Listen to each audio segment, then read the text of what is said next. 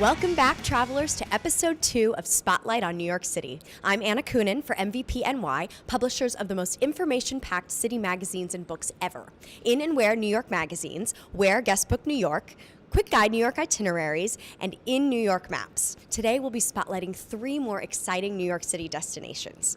Now, did you know that every human being has a unique tongue print?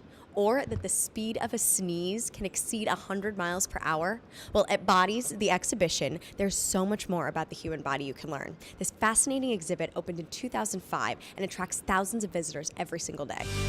We're here with Ken Talberth, who is the manager of operations here at Bodies. So tell me, Ken, why is this exhibit here in downtown Manhattan? Well, we are a museum of human anatomy, and we are exploring the intricacies and the complexities of all the systems of the human body, and we do so by presenting 19 full body and over 260 organs and partial body specimens, all of which are real.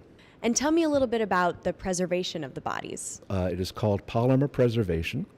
It can take over a year to do a full body. There seems to be a bit of a sporting motif. There's a guy with a basketball, a guy with a football. What's the purpose of putting the bodies in these poses?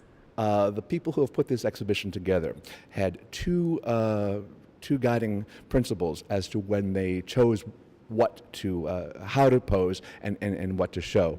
First is, what story are you telling? What gallery are we in? We have 9 galleries here. Each are devoted to a different system of the human body, so that we are currently standing in muscular, so that these specimens here are posed to best show off the muscular structure of the body. But the second thing is, yes, you mentioned basketball, and over there's football. We also want our guests to come in and see motion, to see an activity that they can recognize. Oh, I do that, I have done that, I have seen that, that's what my body is doing when I'm engaged in that activity, so that there's a familiarity to it. So we're standing here outside the circulatory system room. Now, for me, this is some of the most interesting stuff. Is the preservation process the same as with the muscular stuff? It's a little bit different. It's called corrosion casting. And what they do is that they inject the arteries, the veins, with the liquid polymer first. They let that harden, and then very slowly and very meticulously, they remove all other tissue, bone, what have you. And what you're left with is really extraordinary. It's the arteries of the arm, for example, or of the leg, with nothing else. The color is amazing. It is one of the most commented rooms on that we have here at Bodies, the exhibition.